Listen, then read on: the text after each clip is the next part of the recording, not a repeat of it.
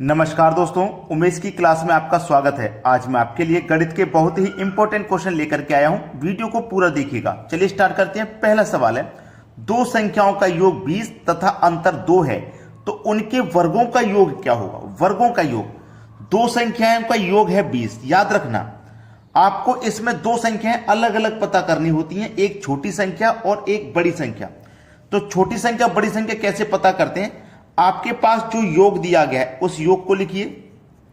ठीक है, योग आपके पास 20 है। अंतर दिया गया है, उस अंतर को लिखिए। अंतर आपके पास 2 है। ठीक है, तो आपको बड़ी संख्या निकालनी है पहले। तो बड़ी संख्या निकालने के लिए क्या करते हैं, दोनों को जोड़ के 2 से डिवाइड कर देते हैं। तो 20 और 2 दोनों को जोड़ूंगा 22, और इसको 2 से डिवाइड कर दूंगा तो 11।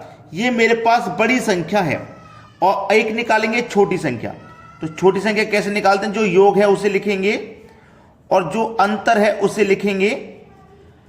बड़ी संख्या निकालने के लिए दोनों को जोड़ के 2 से डिवाइड करते हैं, और छोटी संख्या निकालने के लिए दोनों का अंतर करके 2 से डिवाइड। दोनों का अंतर आ जाएगा 18। अब इसे 2 से डिवाइड करेंगे तो 9 आ जाएगा। ये आपकी छोटी संख्या हो गई। ठीक है, अब पूछा गया है उनके वर्गों का योग करना है।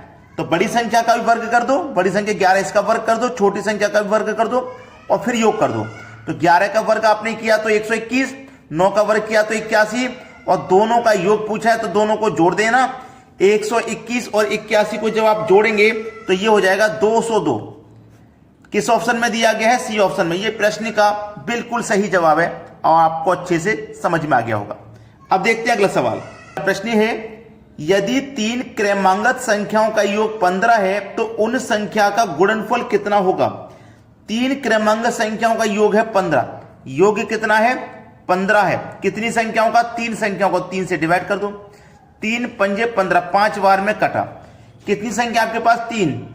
1 2 3 संख्याएं। तो आपका 5 बार में कटाता ना, तो जितनी बार में कटता है वो बीच वाली संख्या होता है। याद रखना, 5 आपकी बीच वाली संख्या है। और संख्या कैसी? क्रमांगत का मतलब लगातार। तो 5 के बाद में 6 और 5 से पहले 4। इनका गुणनफल पूछा है तो गुणा कर देना। 4 पंजे 20, 20 का गुणा 6 से करेंगे तो हो जाएगा 120। गुणनफल हो जाएगा 120। पहला ऑप्शन प्रश्न का बिल्कुल सही जवाब है। सभी को क्लियर हो गया? अब देखते हैं अगला सवाल। अगला प्रश्न है, यदि a³ + b³ बराबर 72 और ab बराबर 8 है तो a + b का मान क्या होगा? कोई दो संख्या ऐसी लेनी है जिनका क्यूब करने के बाद में आप जोड़ेंगे तो 72 आ जाएगा। कोई दो संख्या ऐसी जिनका आप क्यूब करने के बाद में जोड़ेंगे तो 72 आ जाएगा। तो a³ + b³ कितना है? 72 है। और वही दो संख्या ऐसी लेनी है जिनका आप गुना करोगे तो 8 आ जाए। वही दो संख्या a और b गुना करने पे कितना आ जाए? 8 आ जाए। ठीक है, तो आप फिर a और b का योग बता सकते हो क्या होगा। दोनों का योग पूछा है। तो चलिए, ऐसी दो संख्या कौन सी हैं जिनका गुना करने पे 8 मिलेगा? 4 का गुना 2 से करेंगे 8 मिलेगा। ठीक है, 4 का गुना 2 से करेंगे 8। और कोई संख्या ऐसी नहीं है जिनका गुना करने से 8 मिल जाए। 8 का गुना 1 से करने पे 8 मिलेगा, लेकिन उनका योग 72 नहीं होगा। ठीक है, तो चलिए, 4 गुने 2 कितना होता है? 8। a का मान 4 लिया, b का मान 2 लिया। a का मान यहां 4 लेंगे, यहां 2 लेंगे। ठीक है, 4 का क्यूब करेंगे, यहां भी 2 का क्यूब करेंगे, दोनों को जोड़ेंगे। तो 4 का क्यूब कितना होता है? 64। 2 का क्यूब होता है 8, दोनों को जोड़ दो। 64 और 8 कितना हो जाएगा? 72 हो जाएगा। देखो 72 के बराबर हो गया। अब मेरे पास a और b दोनों का मान पता है। a का मान 4 है, b का मान 2 है, दोनों को जोड़ दो, आंसर आ जाएगा 6। सी ऑप्शन प्रश्न का बिल्कुल सही जवाब है। सभी को समझ में आ गया? चलिए अब देखते हैं अगला सवाल। अगला प्रश्न है, x³ - 3 y³ 3 का मान ज्ञात करें यदि x - y बराबर 4 और x गुने y बराबर 12 है। देखिए, हमें x³ 3 y³ 3 का मान पता करना है, जबकि हमारे पास x - y बराबर 4 है और x गुने y बराबर हमारे पास 12 है। अब हमें दो संख्या कोई ऐसी लेनी है जिनको गुना करेंगे तो 12 मिले और उनका अगर अंतर करेंगे तो 4 मिले। ठीक है, कोई दो संख्या ऐसी लेनी है।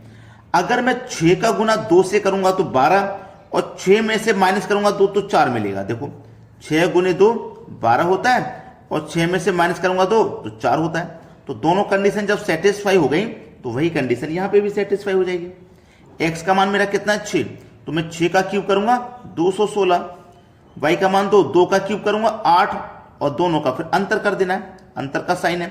216 में से 8 घटाएंगे तो 208 बचेगा। ये हो जाएगा सवाल का सही जवाब बी ऑप्शन। सभी को प्रश्न समझ में आ गया ना। अब देखते हैं अगला प्रश्न। अगला प्रश्न है यदि एक्स वाई बराबर 18, x गुने वाई बराबर 18 और X square plus Y square बराबर 45 है तो पूछा गया है x प्लस वाई का मान क्या होगा। कोई दो संख्या ऐसी लो जिनका गुना करेंगे तो 18 मिल जाए और उनका अगर आप वर्ग करोगे तो 45 मिल जाए। 9 का गुना 2 से करेंगे 18, लेकिन 9 का स्क्वायर तो 45 से ज्यादा हो जाता है, तो 9 का गुना 2 से नहीं करना आपको। 6 गुने 3 भी 18 होता है, ठीक है, 6 गुने 3 18 होता है, 6 गुने 3 भी आपका 18 होता है। अगर 6 का वर्ग करोगे तो 36 और 3 का वर्ग करोगे 9, दोनों को जोड़ोगे तो 45 हो जाएगा। बिल्कुल ठीक है। x का मान मुझे पता चल गया 6 है, y का 3, x का 6 y का 3, दोनों को जोड़ दो, आंसर 9 आ जाएगा। डी ऑप्शन बिल्कुल सही जवाब। सभी को समझ में आ गया ना प्रश्न। अब देखते हैं अगला सवाल। अगला प्रश्न है यदि a प्लस बी बराबर 3 और ए बी बराबर माइनस का 4, फिर ए क्यू प्लस बी क्यू का मान क्या होगा। अच्छा सवाल है ये, बेहतरीन क्वेश्चन है, इसमें आपको परेशान नहीं होना। आप सोचोगे कि ए बी बराबर -4 क्यों है। देखिएगा a प्लस बी बराबर आपके पास 3 दिया गया है, ठीक है, इतना समझ में आया। अब ए बी बराबर -4 है, पहले इसको समझ लीजिए, ठीक है। इसको क्यों समझ लीजिए, क्योंकि आप सोचोगे ये माइनस का संख्या है। मैं आपको समझा देता हूं। जैसे कि आपसे बोला है a गुने बी -4, यही तो दिया गया है। अब इसमें क्या होगा, ध्यान देना कि मेरे पास एक संख्या प्लस की होगी, एक माइनस की होगी, दोनों का गुना करेंगे, प्लस माइनस का गुना करेंगे, तभी तो आंसर माइनस का आएगा। भाई माइनस का आंसर कब आएगा, एक संख्या प्लस की होगी और एक माइनस की होगी, प्लस माइनस का गुना माइनस हो जाएगा, ठीक है। तो मेरे पास दिया गया है a गुने बी बराबर -4।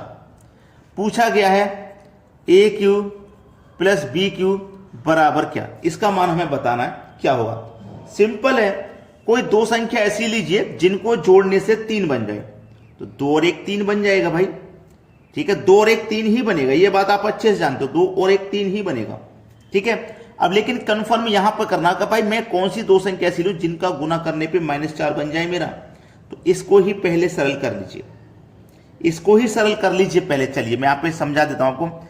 a बराबर मैंने ले लिया 4 और b बराबर मैंने ले लिया -1।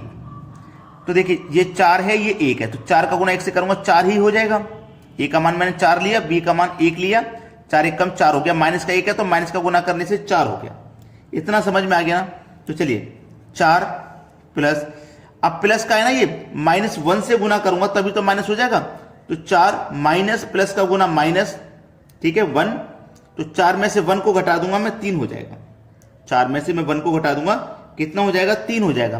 कितना हुआ, ये मेरे पास 3 हुआ। अब देखिएगा मेरे पास ये जो 1 है, 1 हो उसकी पावर चाहे कितनी भी हो, उसका मान हमेशा 1 ही होता है। उसका मान कितना होता है, हमेशा 1 होता है, ठीक है। इतना समझ में आ गया। तो मैंने a का मान देखो कितना लिया था, a का मान मैंने 4 लिया था। अब मेरा a का मान कितना भाई, 4 का क्यूब कर दो। b का मान मेरे पास कितना है, b का मान -1 रहेगा। भाई देखो a का मान 4 रहेगा, b का मान -1 रहेगा, तभी तो दोनों का गुना करने पे माइनस का 4 आएगा। तो मेरा b का मान -1 रहेगा। इसकी पावर 3 कर दो। अब 4 का मैंने क्यूब कर दिया भैया 64, ठीक है। अब 1 की पावर कितनी भी हो उसका मान 1 ही रहता है, याद जानते हैं आप। तो यहां पे क्या है मेरे पास प्लस।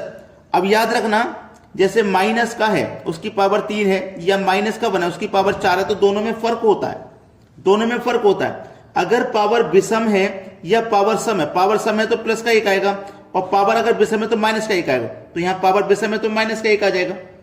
तो 64 में से -1 कर देंगे तो आपका आंसर आ जाएगा 63, जो कि हमारे बी ऑप्शन में मिलेगा। यह सवाल का बिल्कुल सही जवाब है।